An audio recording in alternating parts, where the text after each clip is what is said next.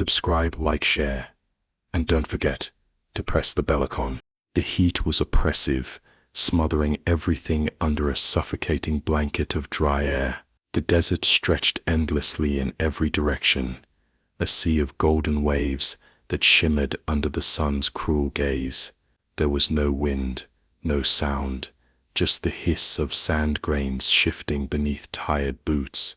They had come looking for something, a legend perhaps, or a truth buried beneath time.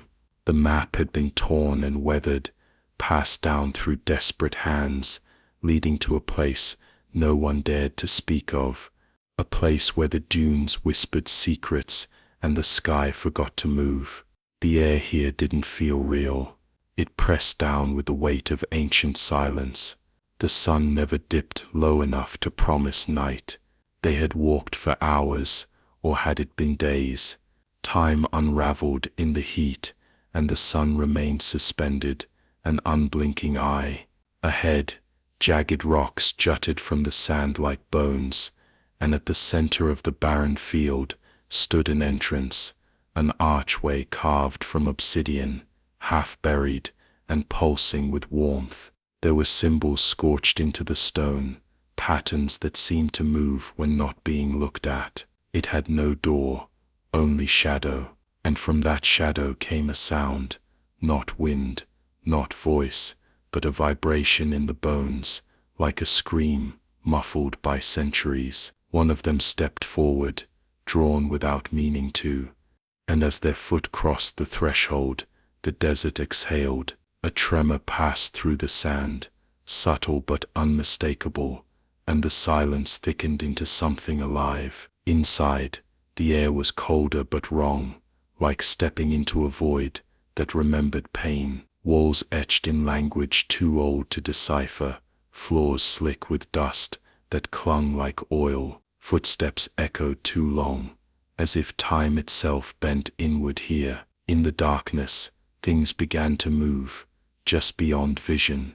shapes that didn't belong in geometry or logic. Whispers bloomed in the back of the mind, not heard but felt, urging surrender. When they turned to leave, the archway was gone, replaced by endless black walls and corridors that twisted when unseen. Panic bloomed like fire, but even that felt muted. The desert had taken them, and beneath the sand, something else had awoken. There were no stars in the sky anymore. The roof of the world had sealed itself with a dull, gray shell, as though the heavens had closed their eyes in mourning. Inside the subterranean structure, the tomb, the walls bled a strange warmth. Time became elastic, stretching like sinew until hours felt like lifetimes. The passageways curved inward, creating illusions of returning, though the travelers never retraced their steps. The air tasted metallic,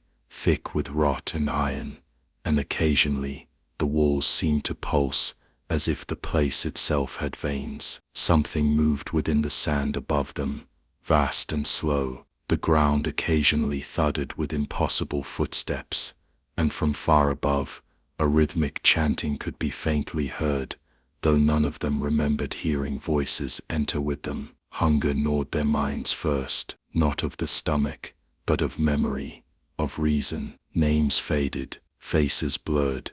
The concept of a world outside the sand began to lose coherence. One of them began to laugh for no reason, his laughter dry and echoing like the crackling of fire in a vacuum. Another began to write symbols on her skin, repeating the patterns etched into the obsidian, desperately trying to remember something that had never existed. In the corners of their eyes, shapes crawled, faceless, jointless things that mimicked the living, shivering like mirages when looked at directly. And below all of it, from the depths of the labyrinth, came the breathing, deep, wet, rattling breaths that came closer each time they stopped to rest. The group grew smaller. One was taken silently, just gone, leaving behind only his shadow, burned into the wall. Another screamed into the corridor, and was swallowed by silence. The desert was not just above,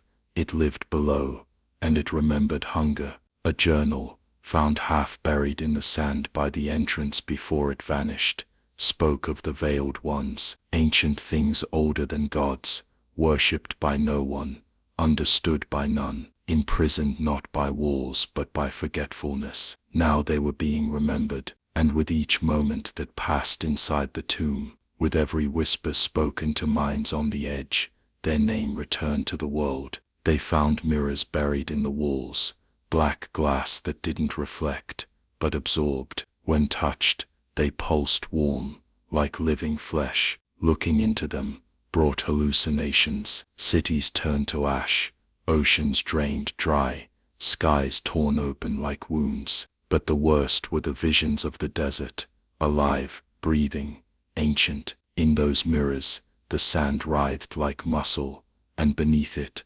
something watched. A memory surfaced, something not theirs, but imposed of a civilization that once thrived here, deep below the dunes, feeding the gods not with blood, but with fear. Fear was their sustenance, and they had engineered perfection, an endless maze, a prison of shifting reality, where no soul could retain its sanity. The ones now trapped were simply offerings, bait to keep the old ones dreaming. But something had broken, the balance tipped. Now the dreamers were waking. The remaining survivors tried marking the walls with fire, but flames turned cold, and smoke fell instead of rising. Time no longer flowed forward. One man's hair turned white in an hour, while another's reflection in the mirror aged rapidly, even as he remained unchanged. One woman walked into her reflection and disappeared.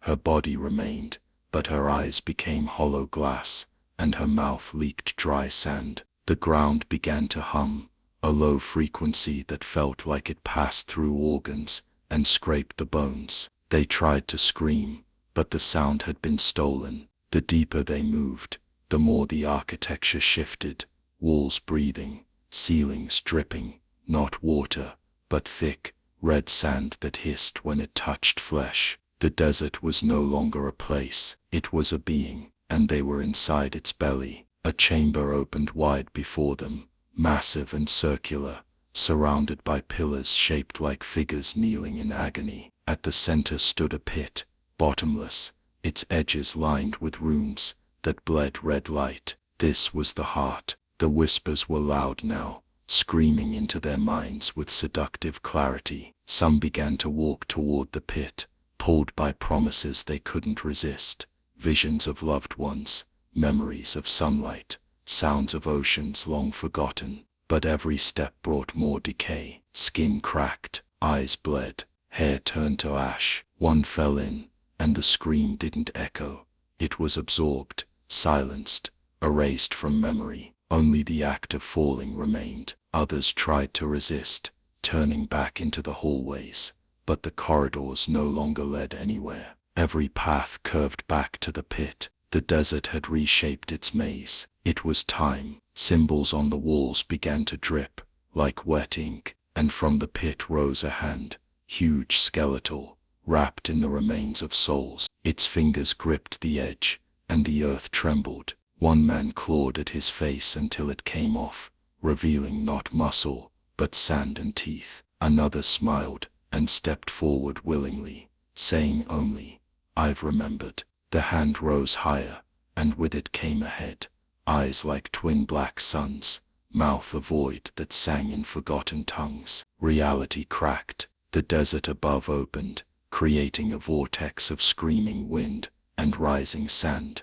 The sky split, not with light, but with shadows. The Ancient One was rising, not summoned, not awoken by ritual, but by remembrance. They had entered the tomb willingly, and now it had become a mouth, devouring them, digesting them, in memories older than time. Bones bent, flesh unraveled, thought dissolved. They had never existed. The desert was always hungry. And then, nothing, only sand remained, smooth and undisturbed, hiding the tomb beneath like a scar forgotten. The sun hovered motionless again, and wind returned, slow and gentle, carrying no sound, but the occasional whistle across dunes. Far in the distance, Another group approached, faces hopeful, equipment heavy, stories burning in their minds. They followed the same worn map, driven by obsession and myth. They would find the same archway, now half visible again, emerging like a memory resurfacing, and the cycle would repeat. But if one pressed an ear to the sand, just before crossing the threshold, they would hear the whispers, not language, not warnings, but echoes, echoes of those who entered before, screaming without mouths, crying without eyes, their voices trapped in the dunes, repeating forever, feeding the thing beneath. The desert does not forgive, it does not forget, it waits, always. Every step across its surface is a step into its throat, and one day, when the sky finally cracks, and the last name is remembered, the sand will rise, not as storm, but as flesh. The world will be buried, not in ash, nor fire, but in the memory of fear, and the desert will whisper its final word, home. In the weeks that followed the disappearance of the last expedition, a strange shift took root in the region surrounding the desert. Animals began avoiding the outer ridges. Birds flew in circles and dropped midair, twitching in death, with eyes turned to glass. Local tribes, long silent on the matter, began to vanish quietly into deeper lands. Old men, who had once warned of the sleeping wound beneath the sand, were found muttering with tongues split in half. A researcher who stumbled onto an ancient manuscript in a distant library, pages bound in sun-dried skin, reported dreams of being buried alive beneath dunes that breathed. He clawed his face off in a public square and screamed something in a language lost to phonetics. The winds changed direction. Satellite imagery failed to return consistent shapes of the region. Sometimes there was a canyon that shouldn't be there. Sometimes black towers stood and vanished between days. It was as if the land was being rewritten by something thinking,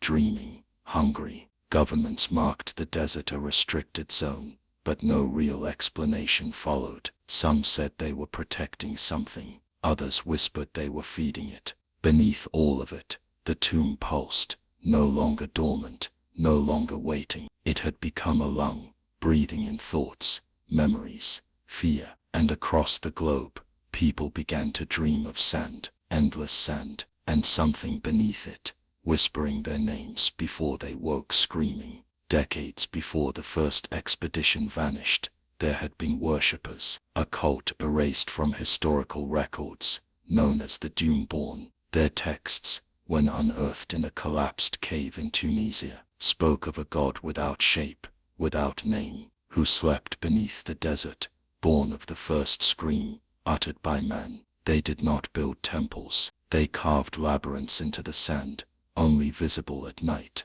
Their sacrifices were not of blood, but of identity. People would walk willingly into the dunes, never to return, their memories erased from others, as if they never existed, and the Dune-born claimed this was mercy. They believed memory was the purest form of offering, for what is death, if not being forgotten? One surviving member, found living alone in the ruins of a salt-blasted town, had burned out his own eyes with hot sand. When asked why, he simply said, "It watches through reflection, through memory, through you." His heart stopped mid-sentence, but his mouth kept whispering for hours afterward. Those whispers matched the voices heard inside the tomb. The cult was not gone, only waiting, and the reawakening had begun. People all over the world began to draw the same sigil in their sleep, a spiral made of sand grains and teeth. Some gouged it into stone, others carved it into their own skin, and every time it was drawn,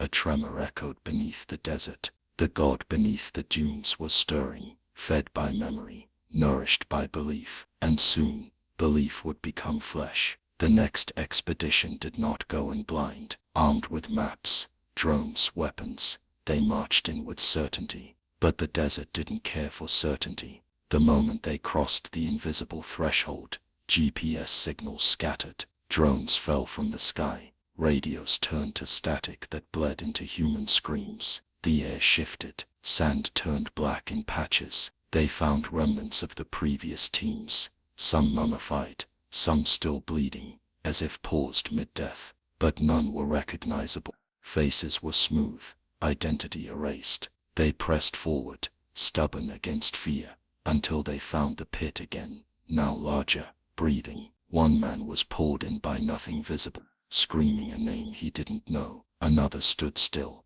arms raised, speaking directly to the pit in perfect Dune-born tongue. He had never studied the language. One woman fired flares into the sky, but the light curved downward, swallowed by sand midair. Shadows had begun moving differently, no longer obeying the sun, crawling upward on dunes like insects. The desert itself seemed alive now, reacting to every emotion. The more fear they felt, the more the land changed, rising, curving, forming new mouths. It was no longer a place, it was an organism, and it remembered everything, even them. On the third day, the sun blinked. It was the first recorded celestial phenomenon of its kind. The sky itself went dark for 6 full seconds. Even outside the desert, cities fell into brief chaos. Cameras didn't capture it, memory alone retained it, and across the world thousands simultaneously murmured the phrase,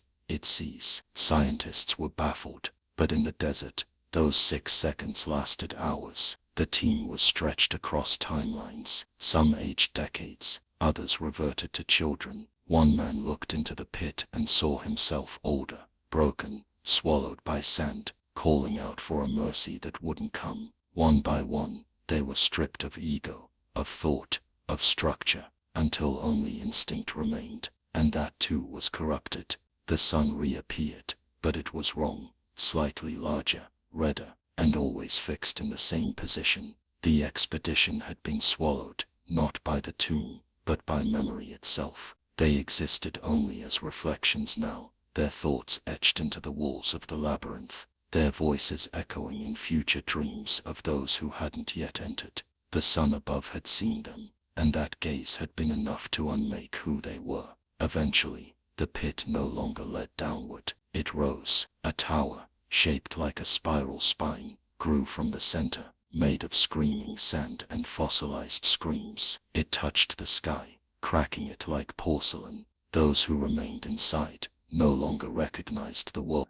They had forgotten names, languages, even shapes. They became thoughtless shapes of flesh, carried by wind, dragged by wool not their own. Atop the tower was an eye, not metaphorical, a real, weeping, lidless eye that watched everything. It turned slowly. Mountains collapsed under its gaze. The ocean boiled in places far from the desert. Something had been released, not fully awakened, but stretching after slumber.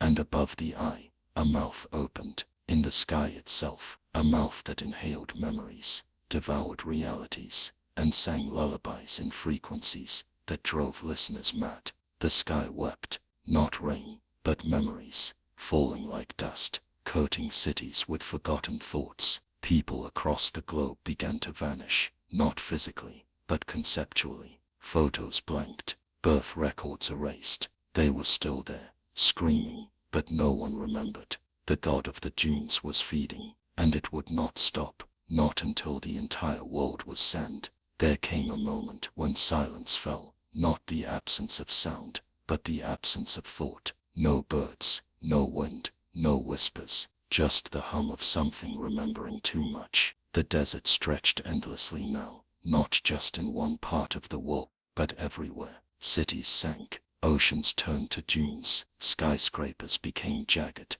fossilized ribs beneath the surface. Humanity was not destroyed, it was overwritten. People still walked the earth, but they were empty vessels, eyes filled with moving grains, mouths silently reciting forgotten names. Memory itself had been devoured.